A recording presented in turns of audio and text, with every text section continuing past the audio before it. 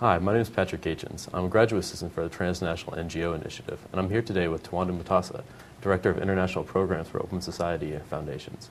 Tawanda, thank you so much for coming in today. I mean, these kind of interviews you do are a huge help to students and faculty alike. Pleased to be here. Could you give me an overall sense of what your career path is like, how you got your start and such? Yeah. So, Patrick, like I said, I'm pleased to be here. I think you have a great program. I like it. Thank you. So I started off as a lawyer in Zimbabwe. I was interested in human rights, rule of law issues, even before I became a lawyer. And when I got the opportunity to provide some leadership at a national level, working with the ecumenical justice and peace effort in the country, the commission working for the Zimbabwe Council of Churches as head of that enterprise. When I was 23, for me it was a great opportunity. Sounds like it. It was, and because I could bring in my youthful dreams to it. But at the same time, it was a space where I had to obviously be serious because you're engaging with bishops and so on. You know, so it was fun, but that's where I started more in this area of rights and the rule of law and so on.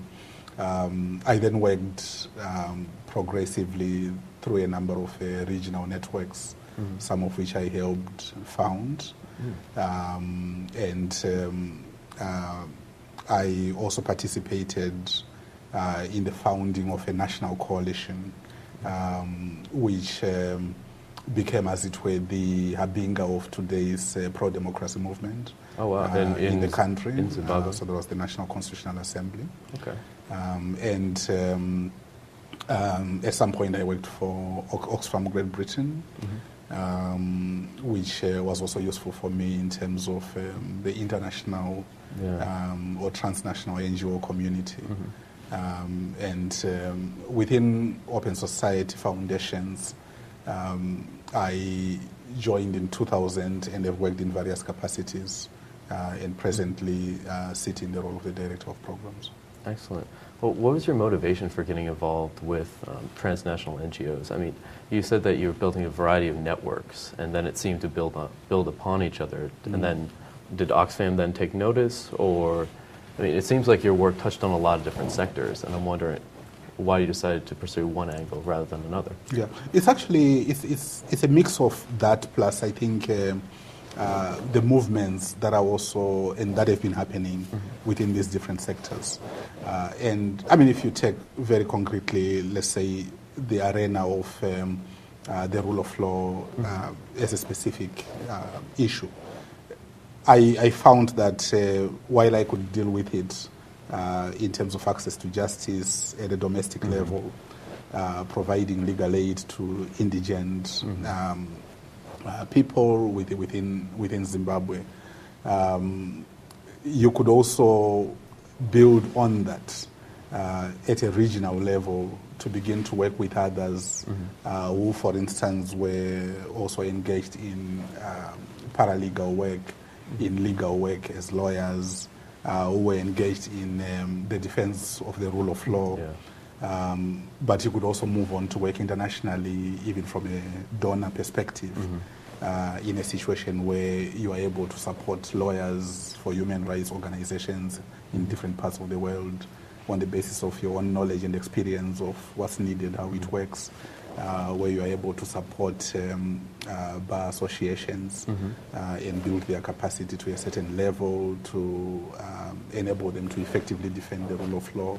You know, so it can be a trajectory in that sense, but at the same time informed by, I think, a mix of opportunities and movements within the different sectors. Well, thanks. I mean, not everybody has one set career path to get where they are now, and I really appreciate you speaking about how you got to where you are now. But in your current job as Director of International Programs for Open Society Foundations, what does a typical day look like?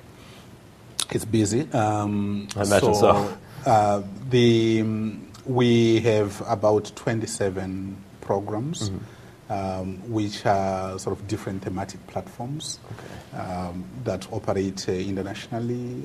They are of varying sizes, and you would have, on the one hand, a fairly large organization actually within itself, working on, say, justice issues, or working on media or public health issues.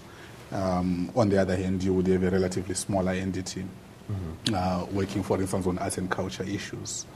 It so happens that they are scattered in 3 major international places, in New York, in Budapest, Hungary, and also in London. And it also means, obviously, that I must be responsive to those different spaces. Part of what I do is promote the integration and at least the collaboration and certainly cohesion among these entities, so that they work towards a common objective. And part of what I also do is support them in terms of the usual strategic processes that are needed. So strategy and budget formulation processes, but also even mundane things like organizational, managerial needs that are there that need to be overseen or supervised.